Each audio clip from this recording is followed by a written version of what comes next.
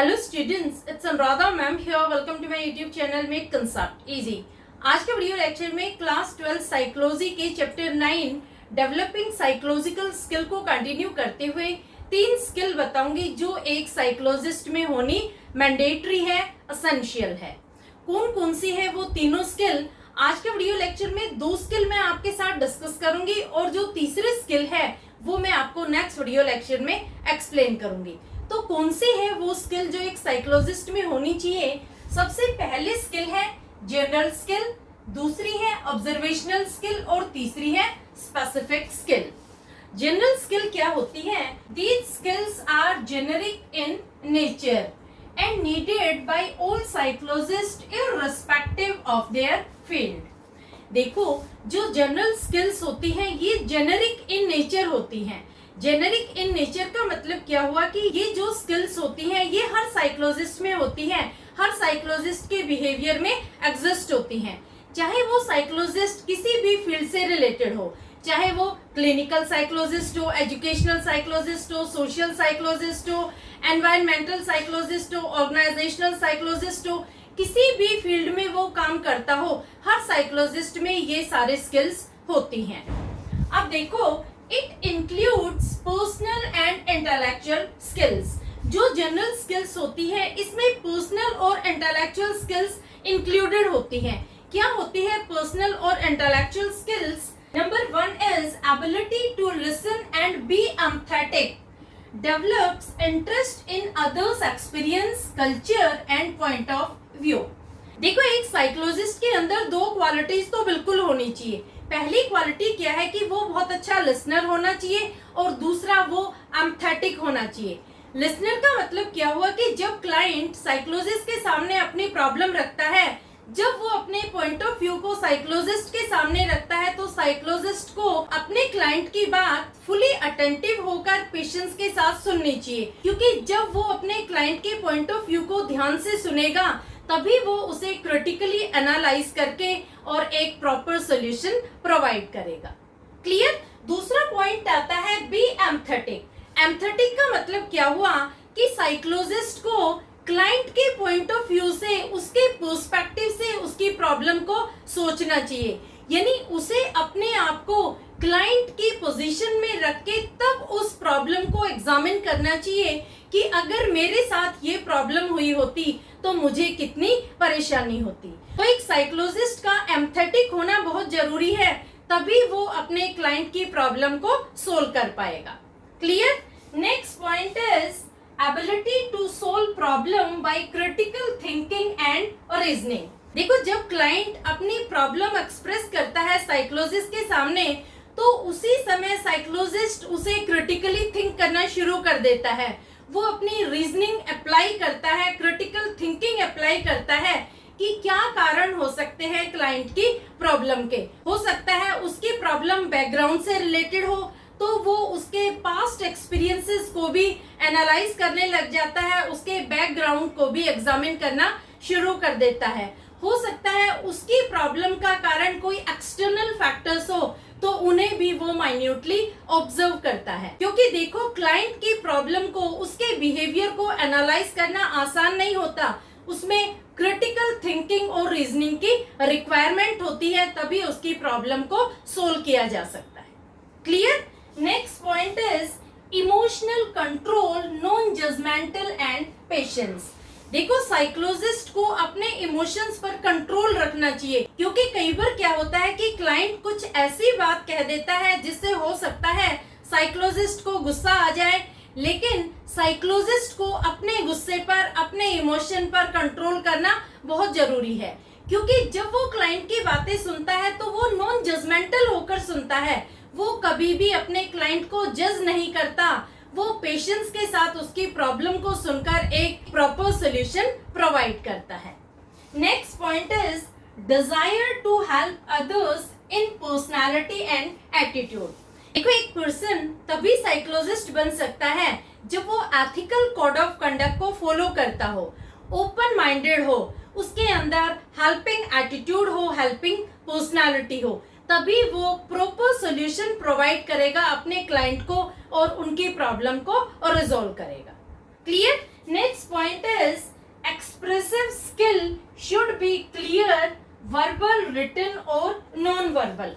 देखो इसका मतलब क्या हुआ कि एक साइकोलॉजिस्ट के अंदर ये एबिलिटीज होनी चाहिए कि वो अपनी फीलिंग्स को, अपने आइडियाज को, अपने इंफॉर्मेशन को क्लियर टर्म्स में एक्सप्रेस कर सके। मैनर चाहे साइकोलॉजिस्ट का कोई भी हो सकता है, चाहे वो रिटन वे में दे रहा है, वर्बली दे रहा है या नॉन वर्बल वे में इंफॉर्मेशन और आइडियाज एक्सप्रेस कर रहा है, लेकिन वो बिल्कुल क्लियर होने चाहिए, क्लाइंट को किसी तरह का कोई कंफ्यूजन नहीं होना चाहिए, तभी क्लाइंट की प्रॉब्लम को रिजॉल्व किया जा सकता है। And last point is personal hygiene and properly dressed and time management.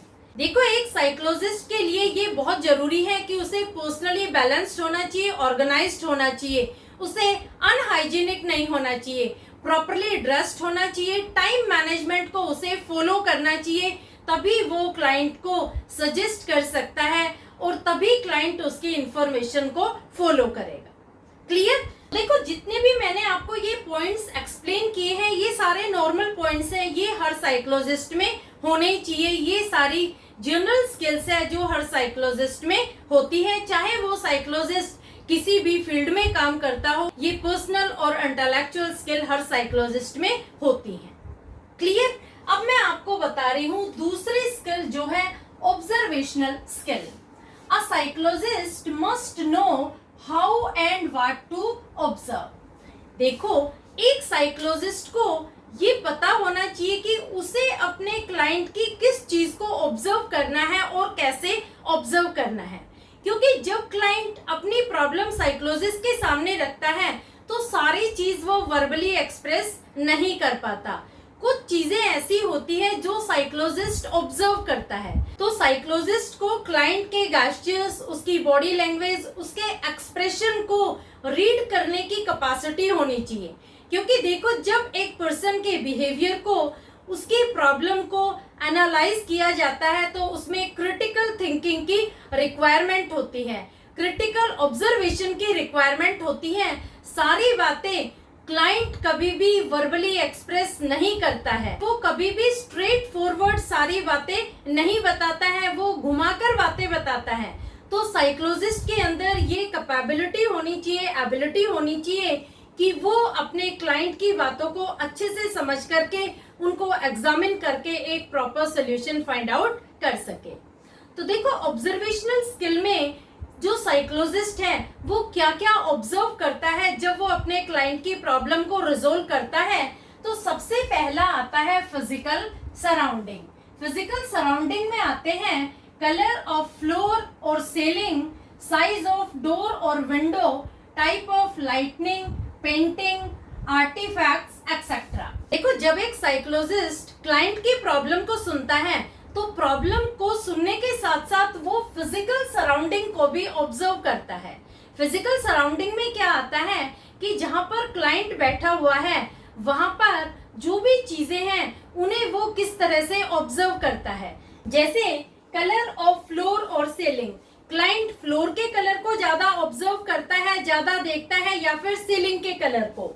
Size of door और विंडो, वो डोर को ज्यादा देख रहा है या विंडो को ज्यादा देख रहा है, यानी उसकी नजर डोर पर ज्यादा पड़ रही है या विंडो पर। इसी तरह से टाइप ऑफ लाइटिंग, वो किस तरह की लाइटिंग को ज्यादा फोकस्ड वे में देख रहा है। पेंटिंग, आर्टिफैक्ट्स एक्सेट्रा, क्लाइंट ज्यादा पेंटिंग को देख रहा है या स्कल्पचर को देख रहा है या फिर फिजिकल ऑब्जेक्ट्स को देख रहा है जो उस सराउंडिंग में अवेलेबल है। क्लाइंट जब इन चीजों को देख रहा है तो ये इररिलेवेंट लुकिंग है, ये ज्यादा इंपॉर्टेंट चीजें नहीं है, लेकिन ये चीजें भी ह्यूमन के बिहेवियर को इन्फ्लुएंस करती है। तो जो साइकोलॉजिस्ट है वो सारी चीजें रिकॉर्ड करता जाता है, ऑब्जर्व करता जाता है, ताकि वो अपने क्लाइंट के बिहेवियर को क्रिटिकली एग्जामिन कर सके। क्लियर? दूसरा पॉइंट आता है डेमोग्राफिक फीचर्स। इसमें आते हैं like age, gender, status etcetera reveals information. Demographic features का मतलब क्या हुआ कि वहां पर किस एज के लोगों को क्लाइंट ज्यादा प्रेफर कर रहा है, किस जेंडर के लोगों से वो ज्यादा बातचीत कर रहा है, ज्यादा इंटरेक्शन कर रहा है, किस स्टेटस के लोगों को वो ज्यादा इम्पोर्टेंस दे रहा है, ये सारी चीजें भी साइकोलॉजिस्ट कीनली ऑब्जर्व करता है, माइन्यूटली एग्जामिन करता है और इन चीजों को भी वो रिकॉर्ड करता है, क्योंकि ये चीजें इंपॉर्टेंट इंफॉर्मेशन रिवील कर सकती हैं क्लाइंट के बिहेवियर के बारे में। क्लियर। और तीसरा पॉइंट आता है pattern of behaviour in presence of others. Psychologist ये भी ऑब्जर्व करता है कि दूसरों के प्रेजेंस में क्लाइंट का पैटर्न ऑफ बिहेवियर कैसा है, वो नॉर्मली बिहेव करता है या उसके बिहेवियर में किसी तरह की कोई एग्रेसिवनेस है, हॉस्टिलिटी है या फिर आर्टिफिशियलिटी है। सारी चीजें वो कीनली ऑब्जर्व करता है, माइन्यूटली एग्जामिन करता है, ताकि प्रॉपर इंफॉर्मेशन रिवील हो सके और क्लाइंट की प्रॉब्लम को वो प्रॉपरली रिजॉल्व कर सके। क्लियर। तो ये सारे पॉइंट्स थे जो ऑब्जर्वेशनल स्किल में आते हैं, ये हर साइकोलॉजिस्ट में होते हैं। ये सारे स्किल हर साइकोलॉजिस्ट में होनी चाहिए, ये मैंडेटरी है, तभी वो क्लाइंट को एक प्रॉपर सोल्यूशन प्रोवाइड कर सकता है। अब देखो, इसमें दो अप्रोचेस हैं। Major approaches to observation skill में आते हैं, एक है नेचुरलिस्टिक ऑब्जर्वेशन मेथड और दूसरा है participant observation method. Naturalistic observation method का मतलब क्या होता है? Observation is done on the actual scene. देखो, इसका मतलब क्या हुआ कि यहाँ जो ऑब्जर्वर होता है वो नेचुरल सेटिंग में ही ऑब्जर्वेशन करता है, किसी तरह की आर्टिफिशियल सेटिंग नहीं बनाई जाती।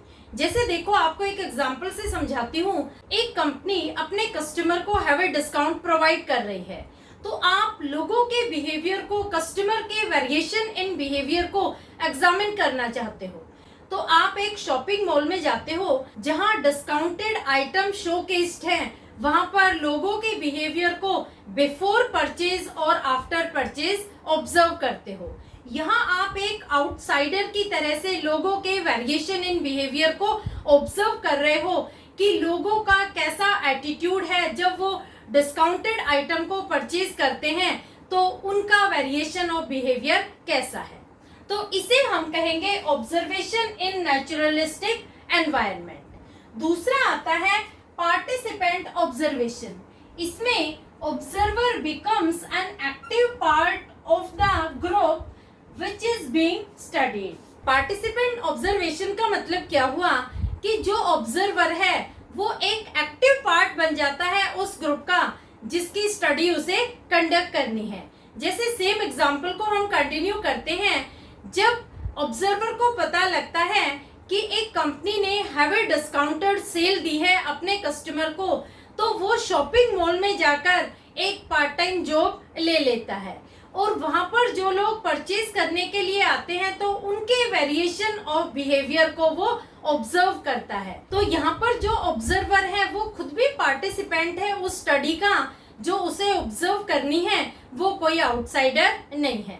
तो दोनों तरह से ही ऑब्जर्वेशन मेथड में ऑब्जर्वर ऑब्जर्व करता है, चाहे वो नेचुरलिस्टिक ऑब्जर्वेशन करे या फिर वो पार्टिसिपेंट ऑब्जर्वेशन। दोनों ही ऑब्जर्वेशन में वो लोगों के बिहेवियर को, उनके एटीट्यूड को, उनकी पर्सनालिटी को ऑब्जर्व करता है ताकि उन्हें वो एक प्रॉपर सोल्यूशन प्रोवाइड कर सके। क्लियर। तो होपफुली आज आपको दोनों स्किल समझ में आ गई होगी, जनरल स्किल और observational skill. Next video lecture में मैं लूंगी specific skills. Thank you so much.